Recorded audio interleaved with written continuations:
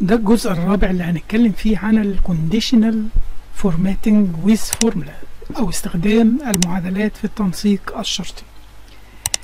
وده يعتبر اهم جزء. اتكلمنا عن 3 اجزاء قبل كده، وبعد كده هنعمل كل الملفات دي في جزء زائد مجموعة امثلة متنوعة.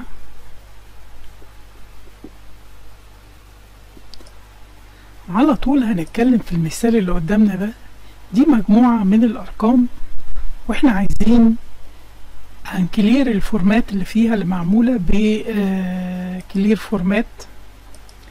خلاص ما بقاش فيه فورمات، بس انا عايز اكبر النص سنة، اعمل تراجع، فاجي اكلير الفورمات من هنا من عشان ما يشيلش الفونت والكلام ده. كلير فروم سيلكتد سيل. خلاص كده الارقام دي اللي موجودة في الخلايا دي انا عايز اعلم الارقام الفردية. بس في 3 قوانين في الفورمولا. اول حاجة ان محتوى الخلفية في الرولز هنا لا اما true او false. يعني في ورا هنا في المنطقة دي لما هكتب conditional format هتبقى النتيجة لا اما true لا اما false، او 1 يعني true و0 يعني false. اي حاجة لا تساوي الصفر تبقى true. يعني ممكن الارقام يبقى اي رقم لا يساوي الصفر يبقى true. تاني رولز ان انا بعمل سيلكت للسيلز اللي انا زي ما انا عملت سيلكت كده. السيلكت ده بيتوقف عليه حاجات كتير، بس خطوة خطوة. يعني حاجة بقى التالتة الريفرنسز، يعني الخلية ديت اللي انا الخلية الايكويشن فيها الريفرنس والابسوليوت سيل هنفهمها عمل اللي هي علامة الدولار ساين قبل الهيد بتاع الكولوم، او علامة الدولار ساين قبل الايه، قبل الرو، رقم الرو. تعالى نبدأ نخش على طول بأمثلة توضح لنا. موضوع سهل يعني جدا، بس هو محتاج تركيز. ال3 رولز دول مهمين جدا. يعني تعالى نشتغل مع بعضين نقول نيو رولز. انا عايز اقول له use formula to determine which cell formatted. هبدأ اكتب هنا بتساوي، انا عايز ارقام فردية is odd. في دالة اسمها is odd، هناخد دوال كتير يعني is odd وافتح قوس. مين اللي is odd؟ الخلية دي اللي هي A3. طبعا هو هنا انا هعتبر اول اسلوب ليا ابسط الدنيا، فهدوس على F4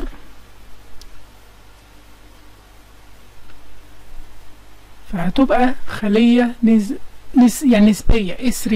يعني مش عامل تقييد لا لرو لهيد ولا لكولوم. واقفل القوس بتاعي is odd. فهي اذا كانت رقم فرد هيبقى true. دي بقى النتيجة هتطبق على ايه؟ يعني هو كده هيمر على الخلايا دي كلها ويقارن واحدة واحدة. يعني سايب ال A غير مقيدة وال3 غير مقيدة. ده معناه ايه؟ معناه ان هو هيمر A1 A2 A3 A4 A5 بعد كده ياخد B ويفضل ماشي ويقارن يشوف فيه مين odd. اذا لقى اي حاجة odd هيعمل فيها ايه؟ هيديها الفورمات اللي انا هعمل له الفورمات ده. انا هختار فيه الفورمات بسيط جدا اللي هو اللون اللبني ده، واقول اوكي. على طول كل الارقام الاود على طول اي رقم فردي 15 11 11 21 31 على طول سابه. طب انا لو خليت ال4 دي 3 على طول بردك هيديها اللي ايه الفورماتنج ده. خليت ال6 ديت 7 هيديها اللون ده. خلاص خليت دي 12 اوتوماتيك بيغير فيه كونديشنال فورمات بالطريقه دي. طب انا عايز بقى، عرفنا السلكشن، انا هسلكت بردك نفس المنطقه دي تاني وهعمل ايديت للرولز ده. كل اللي انا هعمله انا هقول له كونديشنال فورمات مانج رولز. هلاقي ان انا عندي هنا ده الرول اللي قدامي، هقول له ايديت. عايز بس اوضح موضوع الريفرنسنج. انا عندي A3 دي. طب انا لو ثبت ال3 حطيت له الايه اللي هي الهيد بتاع الكولوم معناها ايه؟ طبعا كنا شرحنا الموضوع ده مرارا وتكرارا بس نشرحه تاني. دولار ساين ايه؟ يعني انا مثبت الايه مش هتتغير، مش هيغير لي الايه. يعني مش هتبقى بي مش هتبقى سي كده. يعني هو هينفذ طالما انا ثبت الكولوم يبقى هينفذ على الرو. يعني هينسق الرو، التلاتة اللي هتنزل، التلاتة هتبقى 4 A 3 A 4 A 5 لحد هنا على حسب السلكشن اللي انا مختاره. فهي قاعدة كده عامة ان هو طالما انا ثبت المنظر، ثبت الكولوم، الهيد بتاع الكولوم اللي هو الايه ده، الراس العمود ده، يبقى هو هيعمل فورماتنج لكل خلية في بداية الرو وكل الروز اللي بعدها. يعني لو دي ترو هيخلي لي كل ده يعمل لي سطر، يعمل فورماتنج للسطر. تعال نشوف كده، نغير اللون ونخليه اصفر كده، لون تاني يعني، ونقول اوكي ونقول له ابلاي. شفت حصل ايه؟ الرو اللي كان بس فردي الوحيد السطر ده اللي بقى خد اللون ده. طب انا لو قلت له اوكي كده ودخلت هنا خليت ده 11 او اي رقم 11 فردي، خلاص خلى ده. طب لو خليت الرقم ده 13 هيخلي الرقم ده الالوان دي. طب يبقى كل ده عشان انا غيرت الريفرنس. يبقى انا بفهم السلكشن، بسلكت، انا بسلكت حسب السلكت ده، مهم جدا ان انا بختاره ده. وطبعا فهمت حكايه الترو والفولس، وهندي امثله كتير عشان الثلاثه رولز دول يثبتوا. انا اديت دلوقتي، اديت الخليه، لو انا وقفت كده او مانج للرول واختار ادي الرول ان انا مثبت الايه. طب تعالى نثبت الرو، مش هنثبت الهيد بتاع الكولوم، ونقول له اديت. يعني انا هخلي العلامه دي ما تتحركش بالاسهم، ممكن ادوس على F4 اعلم كده وادوس F4 اخليها انا مثبت التلاتة. يعني التلاتة دي الايه هتتغير، هتبقى B، هتبقى C، هتبقى كله تلاتة، بس المهم ان في تلاتة. يبقى انا كده اللي بيتحكم لي في الموضوع ايه؟ ماشي كولوم. لو الكولوم ده B بقى يبقى كده هيعمل احنا هنا في الوضع اللي فات ده كان بيلون السطور الصفوف، هنا هيلون الاعمده لان ماشي. يبقى انا لو ثبت الصفوف هيلون الاعمده، ولو ثبت الاعمده هيلون الصفوف. هعمل بقى، هسيب نفس اللون هو واقول اوكي عشان ما نضيعش وقت، اقول ابلاي. هشوف ايه اللي حصل. اوكي، كل صف فيه، كل عمود فيه رقم فردي ادالي اللون ده. فانا لو خليت الرقم ده زوجي، خليته 10 خلاص ما تتشال اللون منه، خليت ده 11 او اي رقم المهم يكون رقم فردي، خلاص كده. يبقى انا كده قدرت انسق، اتعاملت مع خلية واتعاملت مع صف واتعاملت مع عمود. كل ده بالريفرنسنج. يبقى انا لو فهمت الريفرنسنج كويس هقدر اتحكم في النتيجة دي. يمكن انا بتكلم على الريفرنسنج دلوقتي، ما اتكلمتش على السلكت لان انا مثبت السلكت. طب هل انا لو غيرت السلكت، اماكن السلكت، طبعا نتيجة الفورماتنج هتفرق كتير. مع فهم حكاية ان كل الكونديشن بعمله لا اما يطلع ترو او فولس او 1 و0 او غير الزيرو. اي حاجة غير الزيرو بتبقى ترو، اي حاجة لا تساوي الزيرو تبقى ترو. الحاجة الوحيدة الفولس الصفر بالنسبة للارقام يعني. طب تعالى ناخد اخر حالة في الريفرنسنج. فانا هعمل برضه كونديشنال فورمات وابدا اقول له مانج. فالمانج ده هقول له اديت رولز. فالاديت انا بقى هرجع تاني هسلكت الايدي وهدوس على F4، ما تستخدمش الاسهم، وهقول له بقى كله ثبت الاثنين. ده معناه ان الخليه اللي انا مختارها دي اللي هي ايه 3 دي، الجدول كله كل المنطقه اللي انا معمل لها سيلكشن هتتوقف عليها. اذا كانت رقم فردي هيبقى هيحصل فورماتنج، اذا كانت رقم زوجي مش هيحصل فورماتنج. يعني احنا كده في الوضع بتاعنا ده ولا حاجه هتحصل. هقول اوكي، اقول له ابلاي، هلاقي ما بقاش فيه فورماتنج خالص للسبب اللي انا قلته. يبقى كل الجدول كله بقى لانه ما بيتحركش، الكونديشن ثابت. يبقى انا قدرت اتعامل معاه على انه خليه تاثر في الجدول كله. يعني انا لو خليت دي 11 دلوقتي او مثلا 1، خلاص كله خليتها 0.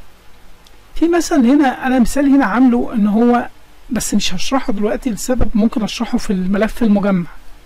ليه؟ لان مش عايزكم تتلخفنوا، بس هديك فكره عنه. يعني ان انا هنا الفورماتنج حصل بناء على اللي هنا. يعني مثلا هنا في العمود ده 11، فلون الخليه دي، مع ان دي مش رقم اود، يعني هو برضك الاود نمبر يعني، وهنا دي 97 فيلون لي دي. يبقى هنا الرقمين دول اللي هم الفرديين لون لي الاتنين دول على اساسهم. نيجي بقى للعمود ده. العمود ده فيه تلاتة اللي هو 61 و41 و13، لون لي التلاتة دول بناء على ده. يعني بلون مكان بناء على مكان. هل بحتاج ده؟ بحتاجه. لما اكون عايز الون عميل او مدينة بناء على مبيعات، مش عايز الون المبيعات، اعملها ازاي؟ دي هنتكلم عنها، بس انا هسيبها بعد ما المفاهيم دي تثبت. يعني هنا بقى لون الاخير ده بناء على الرقم ده بس، يبقى كأني اللي بيدوا نتيجة الالوان التلاتة دول بيعملوا فورماتنج لدول، كونديشنال فورماتنج لدول. فكل ما هو اود هنا بالترتيب كده بيديلي ده ليه علاقة بالسلكشن، ده ليه علاقة بالسلكتنج سيل، ده ليه علاقة بالسلكتنج سيل. عشان كده انا قلت ان احنا الرولز الثلاثة دول لازم نتدرب عليهم. انا فهمت الاساسي الريفرنسنج، اتكلمت عنها واتكلمت ان في 3 رولز، وعمال اعيد وازيد في الموضوع ده لانه مهم. ناخد مثال تاني، انزل كده تحت، ده مثال. عندي الرقم القومي ده 14 خانة، فانا عايز اعمل كونديشنال فورمات، اعد واشوف اي رقم غير دول يعمل لي ايه، يلونهولي بلون بحيث انا ما اقعدش امر واعد وكده. فانا استخدمت الداله لينس دي، لينس للخليه ب 20 اللي هي دي ب 20. فاللينس داله لينس خدناها قبل كده بس بنشرحها تاني، اللينس ب 20 ب 14. فاي حاجه غير 14 هي دي الايكويشن اللي عندي اللي انا هستخدمها. الايكويشن مطلعه لي 14. طب انا كده كل اللي انا هعمله ان انا هبدا اعمل كونديشنال فورمات. انا مش لازم اختار السلكشن هختار ده بس، خلاص اختار صاحبنا بس ده، واقول كونديشنال فورمات واقول له نيو رولز. اللينس بتاع بي كذا بيساوي 14. هل بيساوي 14 او لا يساوي 14؟ لو لا يساوي 14 اعمل بقى لا يساوي. لو لا يساوي 14 يا سيدي يلا بقى، يبقى هو ده اللي هتعمل الكونديشن. فهو كده هيعمل لي علامات الوان معينه على الخلايا الغلط. يعني فانا هخليه يديني لون احمر ويخلي الفونت ابيض، الكلر بتاعه يكون ابيض. هيعمل الحركه دي بس الفيل ايه؟ الفيل احمر والفونت ايه؟ والفونت ابيض بس، وخلاص على كده. وممكن يعمل لي خط عليه واقول اوكي. فهي النتيجه دي الفورماتنج بريفيو بتاع الفورماتنج كده، خط ابيض وكده، واقول اوكي. مجرد ما عملت كده لقيته شطب لي على طول على الخلايا. يبقى انا كده مش محتاج بعناية على طول لما اكون حاجه فيجواليزيشن. الكونديشنال فورمات في تحليل البيانات هيبقى في منتهى الاهميه، لان انا مش هقعد امر على كل خليه واشوف واعد بقى، او اشوف دي 4 دي 13 فاديها لون، ودي 13 دي الونها، ودي 13 فدي الونها، ودي 12 الرقم ده غلط هو كمان، ودي 13. كل اي رقم هيتصلح من الارقام دي. يعني مثلا انا كده لو جيت هنا ده 13 ضفت له رقم 2 كده خلاص اتشال من عليه. لو انا هنا مثلا شلت الرقم الاخير ده ديليت هيبدا يدي ايرور على طول. يبقى هنا الكونديشنال فورمات شغال اوتوماتيك. ده مثال تاني، ده مثال تاني على الكونديشنال فورمات برضك بمعادله تانيه. برضك احنا لحد كده احنا برضك مخلصناش كل اللي عايزين نقوله. ده مثال تاني ان انا بدور على ديت اكبر من تاريخ معين، اكبر من تاريخ النهارده. فرضنا النهارده مثلا اللي هو 19 سبتمبر اللي هو ده، عايز اعلم على الحاجات الاكبر. طبعا كل يوم بيتغير لان انا بعمل عمليه حسابيه معينه، بدور على ده هنا في السيلز دي. فهعلم المنطقه دي كده واقول له كونديشنال فورمات. دي امثله تانيه، نيو رولز، واقول له بردك نفس الكلام، واقول له يبقى انا اول حاجه هسلكت كده زي ما انا سلكت، هخش على كونديشنال فورمات واقول له نيو رولز، واقول له حاجه اختار دي، واقول له الفورمولا دي كده today اكبر من دي 78. دي اسمها دي 78 ماي ديت اللي هو النهارده. طب النهارده 19، انا عايز الديت النهارده يكون اكبر من دي. فهو دي مكتوبه بشكل الريفرنسنج بتاعها، هينزل يمسكهم واحده واحده يقارن ماي ديت اكبر من دي، اكبر من دي واكبر من دي واكبر من دي، يفضل ماسكهم كده. ماي توداي اكبر من دي ودي لحد مين؟ لحد 18. يبقى دول اللي هيتم عليهم الفورماتنج والباقيين لا. اظبط الفورماتنج كده بسرعة، اللون ده وخلاص كده، اوكي واوكي خلاص. يبقى هو جاب لي بردك دي ايكويشن تانية، انا بكتب بايديا اللي انا عايزه. هكتفي بكده عشان الملف طول. بس هنعمل ايه بعد كده؟ هنعمل ملف مجمع فيه كل دول اللي هما الاربع اجزاء دول، عشان يبقى هو، ونعمل له فهرس ونضيف بعض الاكزامبلز الزياده اللي انا كنت مجهزها ان انا اقولها، بس عشان الملف ده كبر.